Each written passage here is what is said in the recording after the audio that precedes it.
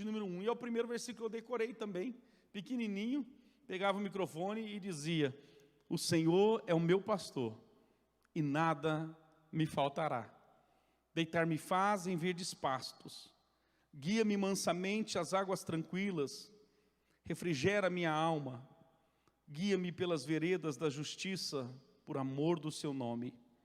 E ainda que eu andasse pelo vale da sombra da morte, não temeria mal algum, porque tu estás comigo, a tua vara, o teu cajado me consolam. Você sinta o consolo do Espírito Santo de Deus hoje. Preparas uma mesa perante mim na presença dos meus inimigos, unges a minha cabeça com óleo, o meu cálice transborda. Certamente que a bondade, a misericórdia me seguirão todos os dias da minha vida, e habitarei na casa do Senhor por longos dias. Amém, irmãos? Será que você pode agradecer a Deus por esta palavra? Obrigado, Senhor, por esta palavra que refrigera a nossa alma. Pode se assentar. Eu só gostaria de compartilhar uma palavra, gostaria de compartilhar uma porção do muito que Deus tem ministrado na nossa vida, porque este salmo aqui, ele foi escrito por Davi, por um homem que não foi inspirado a escrever o que escreveu aqui, porque ouviu uma bela canção, porque assistiu um filme bonito, ouviu alguma coisa bela de alguém. Não.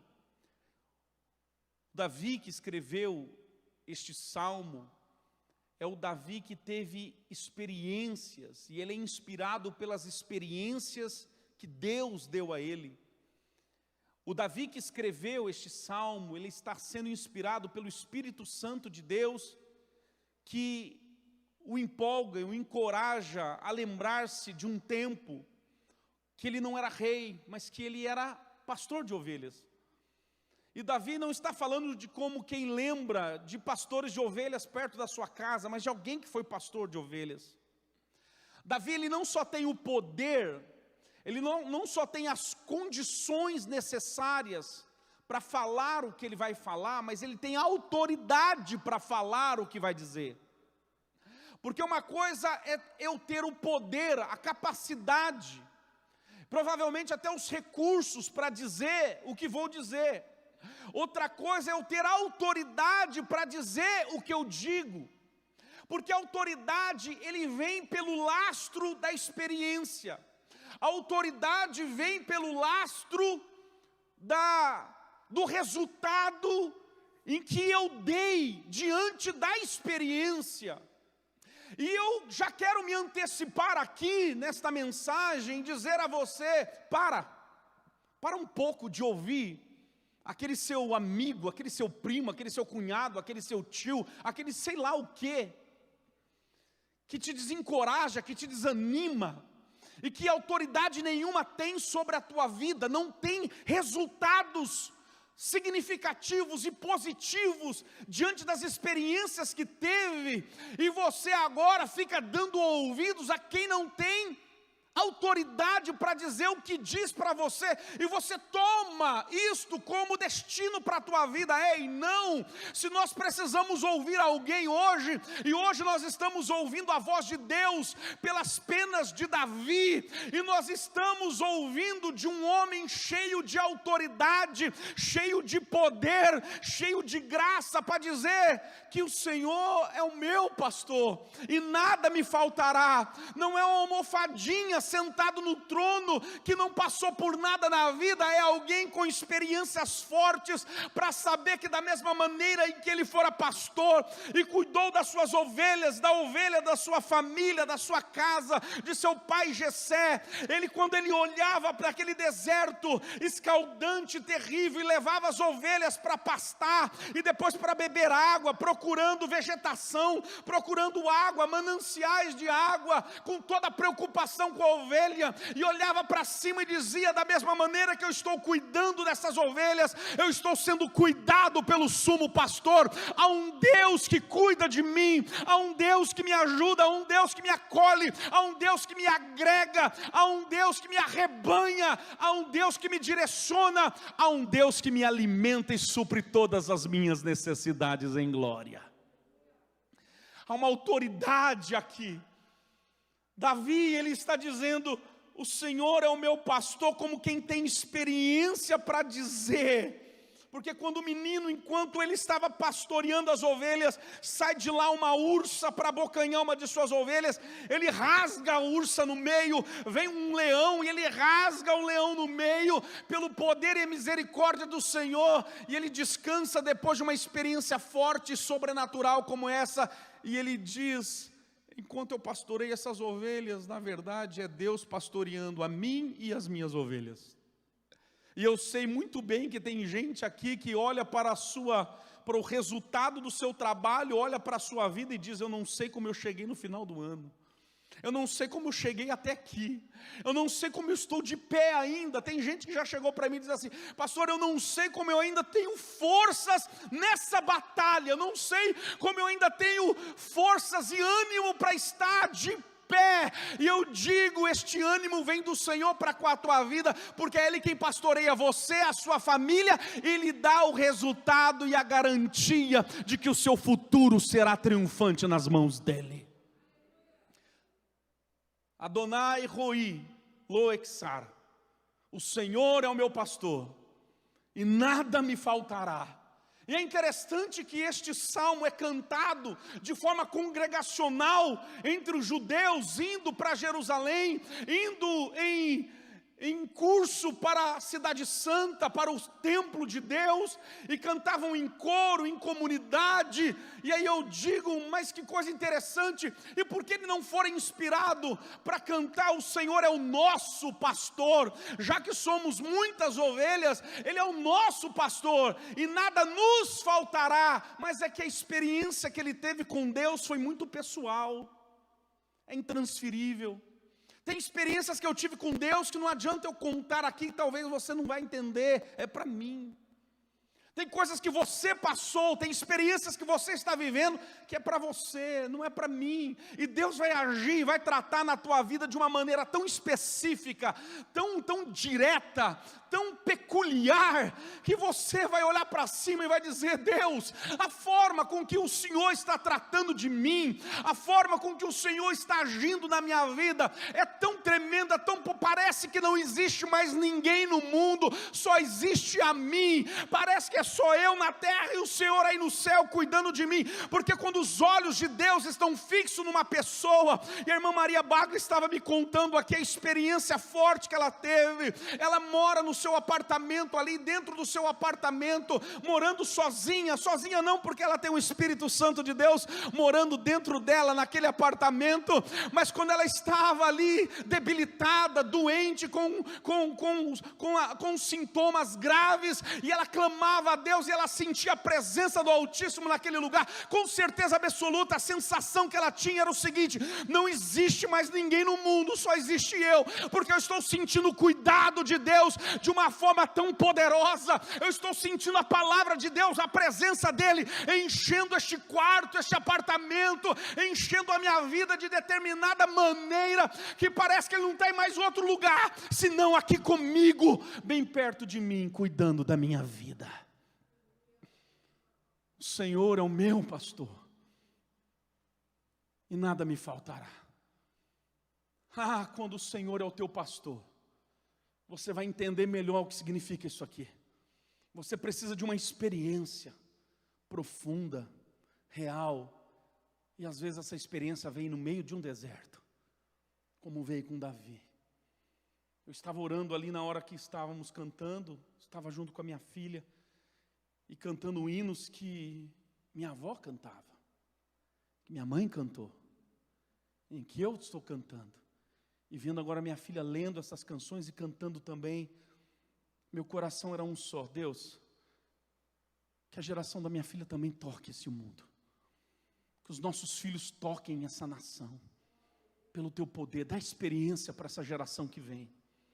A oração nossa aqui é: Deus, toca o nosso coração e nos usa nessa geração. Senhor, não se esqueça da geração que vem, essas crianças, esses adolescentes. Há dezenas de milhares e milhares de crianças e adolescentes neste Brasil.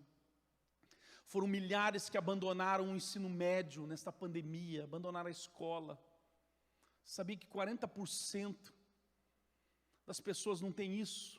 Essa possibilidade que você está tendo aí, participando comigo aqui, participando conosco através da internet. 40% das pessoas daqui desse país não têm internet como você tem. Estão desanimadas, estão longe de escolas, estão alheias, estão escanteadas, estão à margem. E aí eu digo: Senhor, toca essa geração, toca as nossas vidas, dá-nos experiências, e que este povo, e que o povo brasileiro tão sofrido, vendo cada dia sendo estabelecido leis que nada nos ajudam, que às vezes até nos prejudica, e o povo continua batalhando, trabalhando, e eu me revolto quando eu ouço algum pregador, alguma coisa, dizendo de prosperidade por aí. Brasileiro, primeira coisa, quer ganhar dinheiro, sirva a Deus. Segundo, vai trabalhar. Meu Deus, dizer para um povo como o nosso, para ir trabalhar, tem gente que acorda 4 horas da manhã, vai dormindo dentro de um trem, dentro de um metrô, e trabalha o dia inteiro, e volta para casa, está à noite, ele não sabe o que é ver sol na casa dele, sai de manhã e volta à noite, sai de madrugadinha. É um povo sofrido, mas que se quiser e abrir o coração para ele, povo brasileiro, você poderá ter o sumo pastor, o pastor que cuida das ovelhas, é o pastor desta igreja, é o pastor daqueles que se denominam filhos de Deus, é o pastor daqueles que se submetem a esta palavra. Você tem condições e possibilidades de sentir o cuidado do eterno, do sumo pastor, daquele que cuida, daquele que direciona, daquele que agrega, daquele que arrebanha, daquele que nutre, daquele que cuida e daquele que leva a pastos verdejantes, as águas tranquilas. Ele refrigera a minha alma. Davi está dizendo que Deus é aquele que refrigera a sua alma, e muito provavelmente eu esteja falando com dezenas de pessoas assim: pastor, eu preciso disso para a minha vida, eu preciso de uma alma refrigerada. Se o Senhor é o meu pastor e nada me faltará, então quer dizer então que é o melhor investimento da vida, porque eu vou ter tudo que eu sempre sonhei, eu vou ter tudo aquilo que eu preciso, eu vou ter tudo aquilo que eu sempre desejei ostentar. E meu irmão, é além disso. Quando nós temos o Senhor como nosso pastor, nós temos esta imagem desse ecossistema, de um pastor cuidando da ovelha, e tudo aquilo que a ovelha necessita, para que ela cumpra o propósito de ser, e de existir como ovelha saudável, ela recebe da mão do pastor. Isto quer dizer para mim e para você, que não é uma questão de satisfação de desejos. Deus não está dizendo: vem para mim que eu satisfaço todos os seus desejos, porque o desejo nasce de uma falta. Todo desejo nasce de uma falta. Alguém já disse dentro da psicanálise que o ser humano é um homem desejante. E ele só é um homem desejante porque ele é um homem faltante. Sempre falta alguma coisa na gente. Tem gente que sempre está reclamando que está faltando algo. Tem gente que luta, ele conquista aquilo que ele conseguiu, ele conquista aquilo que ele sempre sonhou, sempre desejou, e aí ele deseja aquilo que ele sempre sonhou, e sonha com aquilo que sempre desejou, e ele alcança aquilo e lhe falta alguma coisa. Pastor, me falta alguma coisa. Ele está sempre insatisfeito. Já viu gente assim? Está sempre insatisfeito, sempre falta alguma coisa. Alguém já disse, está correto, que todo excesso esconde atrás de si uma falta. E é verdade. Gente no excesso do álcool, das drogas, da prostituição, de uma vida translocada, de uma vida que ele diz ser intensa, mas não é, é sempre um excesso de alguma coisa. Às vezes é o excesso do trabalho. Pastor, mas ninguém morre de tanto trabalhar. Morre sim.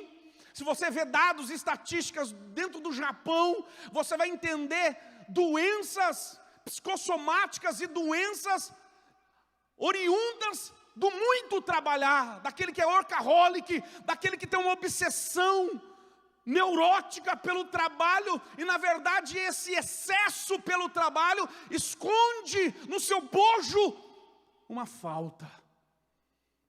O desejo nada mais é do que algo originado pela falta. O que é que está te faltando? Agora, aqueles que se descobriram nessa relação com o pastor da sua alma, aqueles que entenderam que Adonai Roi, que o Senhor é o meu pastor, nada me faltará, não quer dizer que eu vou ter tudo o que eu quiser. Isso não é verdade. Existe uma falta como a ausência. Por exemplo, eu não tenho um telão aqui de plasma de 1000 polegadas. Eu não tenho aqui atrás. Seria muito interessante ter, mas eu não tenho.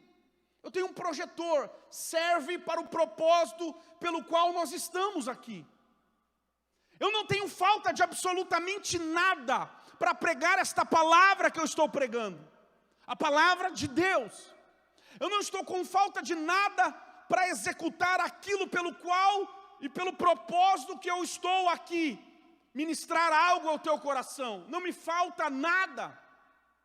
Apesar de ter ausências de muitas coisas aqui, não me falta absolutamente nada. Quem tem o Senhor como seu pastor entenderá muito bem isso. Ausências de coisas na minha vida não significa falta de alguma coisa, porque enquanto o Senhor é o meu pastor, de nada eu tenho falta. Diga graças a Deus.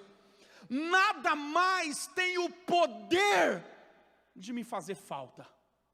E aqueles desejantes, aqueles faltosos, aqueles com um buraco na alma e na existência, dizendo, sempre me falta, sempre me falta, sempre me falta, são consumidores vorazes, são individualistas, são pessoas que recolhem muito e conseguem gastar pouco, porque ajuntam em saco furado, em carteira rasgada, e não se satisfaz com nada. É uma agonia. É um desespero terrível. Por quê? Porque ainda não se encontrou na relação com o pastor. O que lhe falta não é algo. O que lhe falta é alguém nesta relação profunda e dinâmica com o pastor da sua alma. Porque quando você entender que o Senhor é o seu pastor, e a melhor versão nem é nada me faltará, porque pode me trazer algumas impressões errôneas. A melhor tradução talvez seria: e de nada tenho falta. O Senhor é o meu pastor e de nada eu tenho falta. Eu creio que aqueles que estão andando com Deus em devoção, em oração, no meio de uma pandemia como nós estamos vivendo, no meio de grande tensão e aflição, muito provavelmente está dizendo agora: mas eu estou cheio do Espírito Santo, eu sinto a presença de Deus aqui, eu não estou correndo nada, atrás de nada, porque às vezes quando a gente corre demais, e a gente acaba compartilhando para o outro irmão, né? Correria, eu estou correndo, pastor, estou correndo, às vezes nós estamos correndo atrás do vento, nós estamos correndo atrás do vento. Eu quero chamar o grupo de louvor aqui à frente, porque eu quero finalizar dizendo o seguinte: mas nós não somos desses. Nós somos daqueles que a consciência se instalou em nós pelo Evangelho de Jesus Cristo. E entendemos que o Senhor é o meu pastor e de nada tenho falta. Nada tem um poder de me fazer falta. Nada tem um poder de me desanimar. Nada mais tem o poder de me desencorajar. Fica de pé comigo na presença de Deus. Nada mais tem o poder de me fazer pensar o seguinte: meu Deus, mas que buraco existencial em mim. Nada, porque eu estou numa relação profunda com o pastor. E quando Deus é o meu pastor, eu tenho direção. Se alguém aqui entrou neste lugar precisando de direção, deixa eu te dizer, o teu pastor te dará a direção correta. Se você entrou aqui hoje à noite dizendo, pastor, eu preciso ser guardado, eu preciso ser protegido, parece que os meus inimigos, eles estão gritando aos meus ouvidos. Deus está dizendo, Ele é o teu pastor, e Ele é aquele que te guarda, Ele é aquele que te recobre com mão eterna, Ele é aquele bem presente na hora da angústia, pelo que não temeremos ainda que ouçamos os montes se transportarem e sucumbirem para o meio dos mares. Não, nós sabemos que o Senhor é aquele que está no meio do seu povo, e nós não seremos abalados. Se nós temos certeza que o Senhor é o nosso pastor, é Ele quem garante a sua presença para nós. O pastor nunca sai de perto da ovelha, ele sempre está do lado da ovelha. Se você está dizendo, Deus, onde tu estás neste lugar? É você que não está vendo direito, ouvindo direito, com sensibilidade espiritual direito, porque Ele nunca saiu do teu lado. Ele é a tua sombra, a tua direita, e o sol não te molestará de dia, nem a lua de noite, porque o Senhor é quem te guarda de todo mal. Ele guarda a tua alma desde agora e para sempre. E você diz amém.